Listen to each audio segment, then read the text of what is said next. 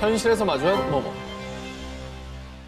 지금 보여드리는 영상은 허구의 영화가 아닌 다큐멘터리의 한 장면입니다. 실제 상황입니다. 진짜? 엑소시스트가 아니고? 오, 너무 무서운데?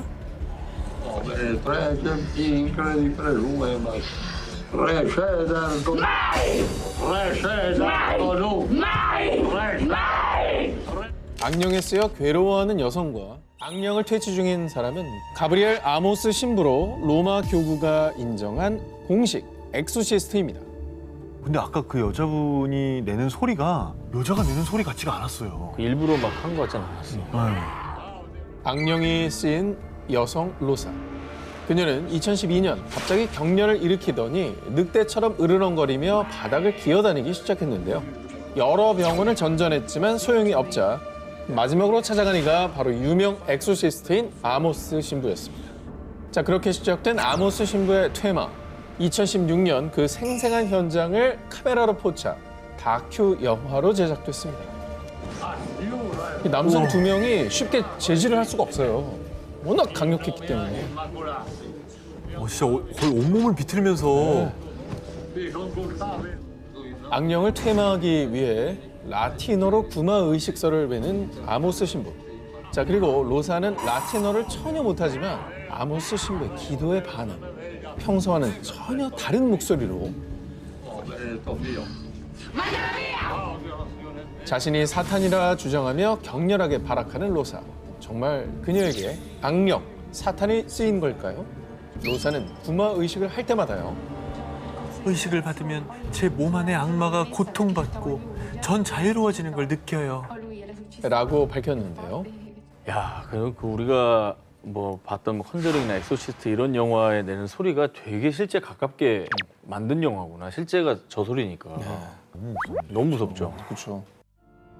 자, 안타깝게도 아모스 신부님이 2016년 사망하게 되면서 로사 몸속의 악령은 온전히 퇴치를 하지 못했다고 합니다. 어휴, 공포 영화에서나 보던 상상이 아닌 현실의 엑소시스트. 과연 악령은 정말로 우리 곁에 존재하는 걸까요? 현실 속 전기톱을 든 광대. 한밤에 숲속을 헤치고 달리는 여성. 그녀의 등 뒤를 바짝 쫓는 건 전기톱을 든 남자. 날카로운 톱날이 점점 가까워지며 그녀를 위협하는데 이 장면은 1974년 개봉된 영화 텍사스 전기톱 학살의 한 장면으로 이 영화는 가면을 쓴 살인마가 전기톱으로 사람들을 무자비하게 살해하는 내용을 담고 있습니다. 이거는 계속 나왔잖아, 시리즈가. 그죠? 무슨 시리즈를 봐도 무서워요. 예. 아니 일단 저 설정 자체가 무섭잖아요. 설정을 너무 진짜 공포스럽게 했지. 숨어 있는데 저 장면의 클리셰가 그거예요. 숨어 있는데 소리가 나면은 가까이 있는 거야. 그게 너무 공포스러운 거예요, 사실. 자, 그런데 영화가 아닌 현실에서 이 텍사스 전기톱 학살 같은 공포스러운 일이 발생했습니다. 현실에서 저 전기톱 살인마가 나타난 거예요? 자, 2014년 아르헨티나 훈인. 으슥한 밤 사람들은 누군가 뒤를 쫓는 듯한 느낌을 받았고요. 이상한 기분에 뒤를 돌아보면 그곳에는 방대 가면을 쓴 누군가가 전기톱을 들고 마치 죽일 듯이 달려들기 시작하는 겁니다. 어우 진짜. 어우 너무 무서워 정말. 길에서 저렇게 한번 봤다고 생각해요. 얼마나 무서워. 그럼 그것도 밤에 다리는 풀리지. 사람도 없는데 어우. 그런데 더욱 소름 돋는 건 전기톱을 든 광대에 대한 신고가 처음이 아니었다는 겁니다. 저 바로 뒤에 서 있네. 와, 지금 영문 모르고 지금 가고 있는 거잖아, 지금. 뒤에 그렇죠. 있는데. 뉴스에 보도된 거예요, 뉴스. 아 저 사람 저 아무것도 모르고 그냥 앞으로 갔을 거 아니야. 저 모르지. 손에 손 놓고 그냥 걸어가잖아. 그 기둥 뒤에 숨어 있다 나온 와, 거니까. 대박 무섭다. 자, 전기톱을 든 광대에 대한 신고는 인근 엘버트와 브라가도 지역에 이어 벌써 세 번째. 무수히 많은 목격담이 속출했는데요. 주차장이나 외진 골목 등 범죄가 벌어지기 딱 좋은 장소가 그들의 주 활동 무대. 잇따른 신고에 경찰은 곧장 수사에 나섰지만 광대에 대한 그 어떤 단서도 찾지 못했습니다. 다행히 사망 사건은 발생하지 않았는데요. 하지만 광대들이 어떤 목적으로 왜 나타났는지 끝내 밝히지 못했습니다. 사람들은 언제 어디서 전기톱 광대를 마주하게 될지 몰라 공포에 떨어야 했습니다. 도심을 공포로 몰아넣은 전기톱을 든 광대. 끔찍한 영화 속에서나 등장할 것 같은 그의 진짜 정체는 무엇이었을까? 그녀를 괴롭힌 모모. 2020년 중국 난닝시. 중년 여성 리아오는 언젠가부터 이상하게 몸이 피곤하고 이유 없이 아, 그게 저 연기하고 있는 거예요. 아 리아오 역할 리아오 역할 하는 거예요. 아니, 리액션 하라며요. 연기로 도와주고 있잖아요, 지금. 아 진짜 이렇게 맨손으로 하실 줄 여기 지금 저 리아오라고 적혀서 나가지 않습니까? 이렇게 제대로 자, 다시 한번. 들숨날숨까지 제대로 하품을 하실지 몰랐어요. 다시 한번 해주세요.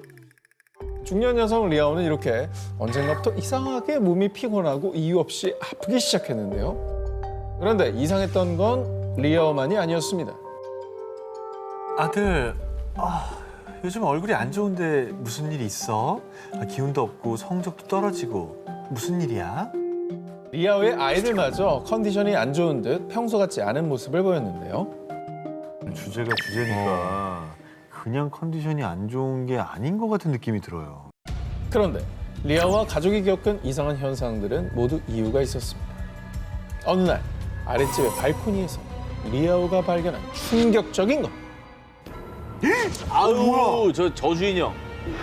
어머, 생긴 것도 흉측하지 않습니까? 저걸 왜 걸어놓은 거야? 누가? 아니 저런 걸 왜 집에다 걸어놔? 바로 아랫집이었습니다. 아랫집? 아니 자기 아랫집 사람들이 자기 집에다 걸었다고요? 아랫집의 발코니에 주렁주렁 매달려 있는 기괴한 인형들. 목이 매달린 인형은 마치 피를 흘린 것 마냥 시뻘건 흔적이 난무했고 의도를 알 수 없는 십자가 문양까지 그려져 있었는데요. 더욱더 소름 끼치는 건 인형에 리아오 자신의 이름이 적혀 있다는 겁니다. 그러니까 이 기괴한 인형들은 리아오를 향한 저주 인형이었던 겁니다. 근데 나는 저 인형이 공포스러운 게 아니라 나를 저렇게 저주하는 사람이 밑에 산다는 게 소름인 것 같아. 그렇죠. 난 그게 너무 싫어. 이웃으로 어. 엘리베이터에서 마주치고. 마주치거나 뭐 뭔 짓을 내가 없을 때 뭔 짓을 해놓을지 모르잖아. 아니 도대체 뭐 얼마나 나쁜 마음이 들었길래 저런 걸 해요? 사실 리아와 그녀의 가족은 층간소음 등의 문제로 아랫집과 오랫동안 갈등을 겪어왔다는데요. 리아오는 아랫집이 층간소음에 대한 복수로 자신과 가족들을 저주한 거라고 확신, 공안에 신고했습니다. 하지만 집주인은 공안의 설득에도 저희 인형은 윗집이랑은 상관없는 거라니까요. 리아오의 이름이 저렇게 떡하니 적혀 있음에도 윗집과는 관계가 없다며 발뺌. 한참이나 인형을 철거하지 않았고요. 결국 리아와 가족들은 저주를 피해 도망치듯 이사를 갈 수밖에 없었습니다. 그런데 정말로 저주가 실현되기라도 한 것처럼 몸과 마음이 괴로웠다는 리아와 가족들. 잠 못 이루던 그 밤들 사이에 저주 인형들은 눈을 번뜩이고 있었습니다.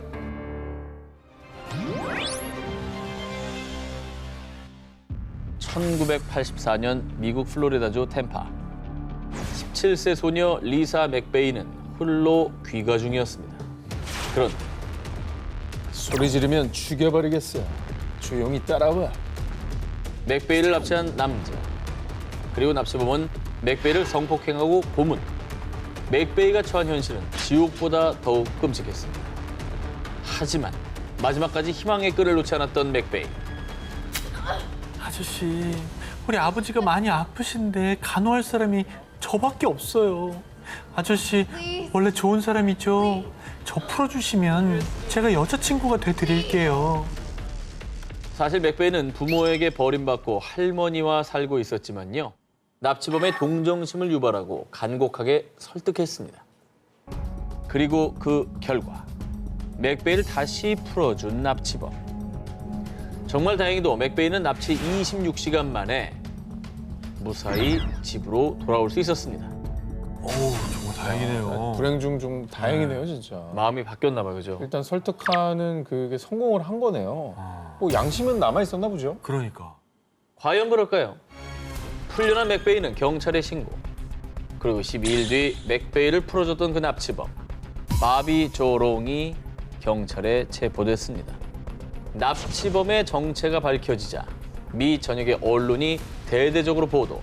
사람들은 충격에 빠졌습니다. 왜요, 왜? 뭐 유명인이에요? 납치범 바비 조롱의 실체. 최악의 살인마. 플로리다 연쇄 살인범 체포. 바로 8개월간 무려 10명을 살해하고 최소 10명을 성폭행한 악마. 연쇄 살인범이었던 겁니다. 정말 호랑이한테 물렸다 살아난 거예요. 진짜. 끔찍해. 우와. 완전 소름이다. 심지어 납치했던 맥베이를 풀어주고 난 뒤 체포되기 전까지 바비 조롱이 살해한 여성들의 시신 2구가 추가로 발견됐습니다. 그 맥베이도 죽기 직전이었네요. 죽기 직전에 기지를 발휘한 거예요. 그러니까 나중에 맥베이 씨가 이걸 알고 얼마나 진짜 가슴을 쓸어내렸을까요? 진짜. 이후에 잔혹한 연쇄 살인범 바비 졸롱은 사형됐습니다. 부디 맥베이가 영화보다 끔찍한 현실에서 벗어나 상처를 회복했길 바랍니다. 아이고 진짜 저 악몽을 좀 잊으셨으면 좋겠습니다. 정말 다행이지만 저 여자분은 트라우마가 생겼을 거예요. 엄청 생겼지. 네. 그치, 길에서 사람 만날 때보다 얼마나 너무 무섭죠. 네. 호텔 계단에 포착된 모모. 지금 들려드릴 이야기는 2016년 미국 콜로라도주의 한 호텔에 묵던 헨리 야우가 겪은 실화입니다.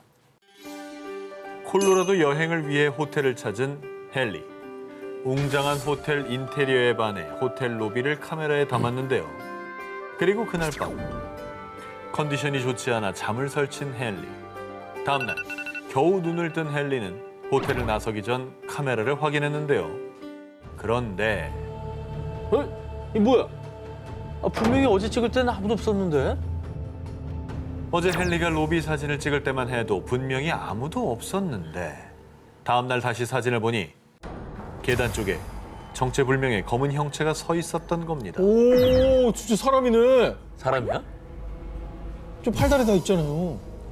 뭔가 뒤집어 쓰고 있는 것 같은데? 심지어 그 형체는 무려 1800년대 것으로 추정되는 아주 오래된 옷을 입고 있었는데요.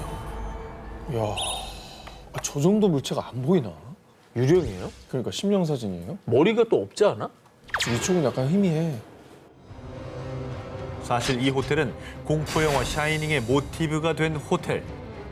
실제로 영화의 원작자인 스티븐 킹이 이곳에 묵던 중 악령이 등장하는 호텔이란 소재를 떠올린 곳, 스탠비 호텔이었습니다. 어머나. 스티븐 킹 원작인 작품들 보면은 저 사람의 머리로 나올 수 있는 플롯이 아닌데라고 느낄 때가 있거든요. 근데 저런 어떤 경험을 하면 나도 모르게 이렇게 써질 수가 있잖아, 사실. 아니면 뭐 조작, 합성. 보자. 물론 일각에서는 조작 의혹을 제기하기도 했습니다. 하지만 초자연 현상 조사 전문가인 케빈 샘프론이 사진을 분석한 결과 이 사진 속의 정체는 진짜 유령일 수 있습니다. 헨리의 사진은 조작된 것이 아니라고 주장했는데요. 그리고 무엇보다 이 호텔에서 유령을 목격했다는 사람은 한둘이 아니었습니다. 밤에 아이들이 웃는 기괴한 소리가 들렸어요. 갑자기 옷장문이 저절로 열렸다니까요. 너무 무서웠어요. 특히 유령이 자주 목격되는 곳은 418호. 그리고 1층 로비에서는 호텔을 처음 지은 프리런 스탠리의 유령이 목격된다는데요. 심지어 배우 짐 캐리 역시 이 호텔에서 머물던 중 갑자기 스산한 기운을 느끼고 결국 방을 바꿔달라고 요청했다고 합니다. 진짜 뭐 이 정도면 호텔에 뭔가 있는 거 아닙니까? 왜냐면 한두 명이 봤으면 그냥 몸이 안 좋았겠거니, 그러니까요. 헛거 받겠거니 하겠는데 너무 목격자가 많으니까 유령 호텔이 맞는 것 같은데요? 끔찍한 공포 영화의 배경이자 실제로 유령이 출몰하는 호텔. 그 호텔에서 공포는 영화가 아닌 현실이었습니다.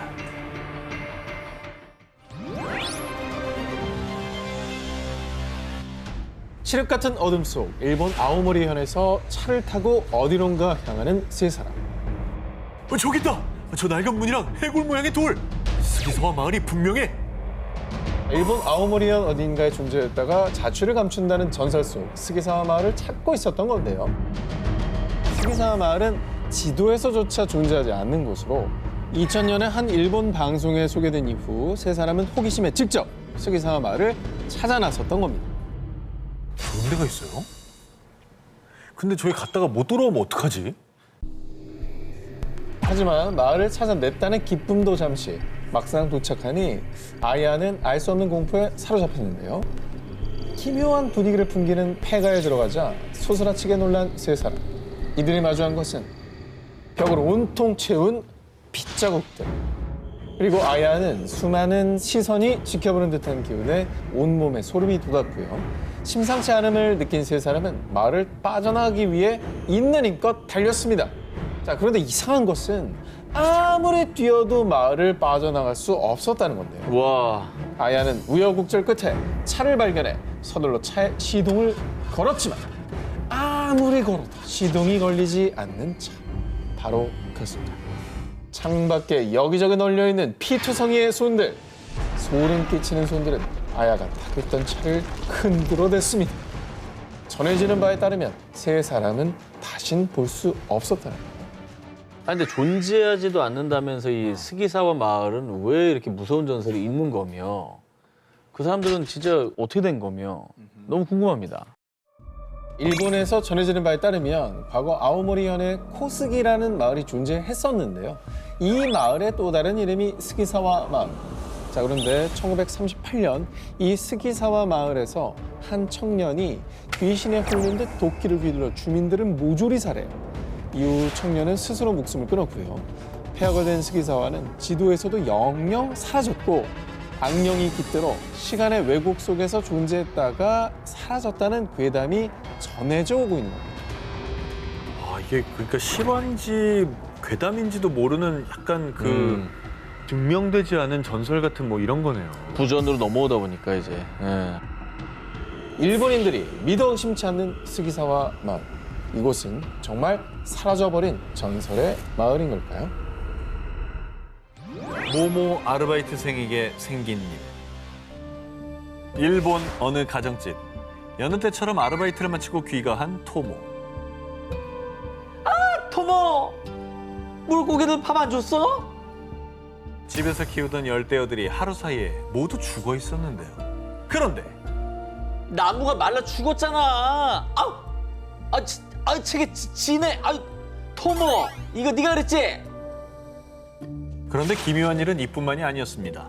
석 달 전부터 아르바이트를 시작한 뒤 토모의 온몸에 심한 발진이 생겼고요. 고양이가 그를 피하기 시작. 더욱 기이한 것은 아빠, 요즘 새벽부터 어딜 다녀와? 손톱에 흙 좀 봐. 내가 그랬다고? 난 그런 적 없는데.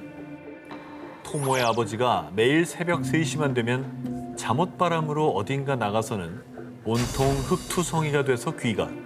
하지만 이상하게도 아버지는 이를 전혀 기억하지 못했습니다. 그리고 어느 날은 함께 사는 어린 조카가 배를 쥐어뜯다가 피투성이가 되는 일까지 발생. 뭐야? 또 한 가지 이상한 일은 그 무렵 토모는 매일같이 똑같은 꿈을 꿨는데요. 한 번도 본 적 없는 7명의 사람이 토모를 내려다보며 고개를 내젓는 기묘한 꿈이었습니다. 아우, 기분 나빠.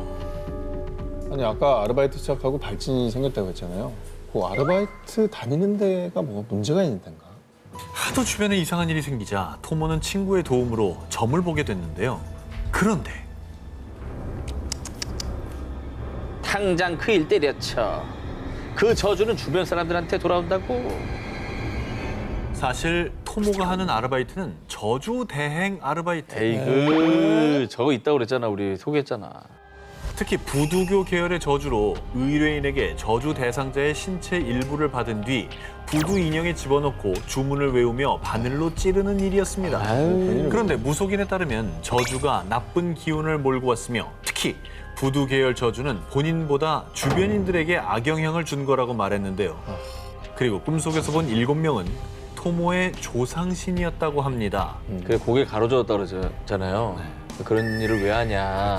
그거 아니다. 좀 안타까워서 그죠? 이후 아르바이트를 그만두자 토모 주변에 일어났던 기묘한 일들은 모두 사라졌는데요. 그런데 토모 가족이 오복명절에 성묘를 갔더니 무덤 속에 묻혀있던 조상의 관이 흉측하게 파헤쳐 있었다고 합니다.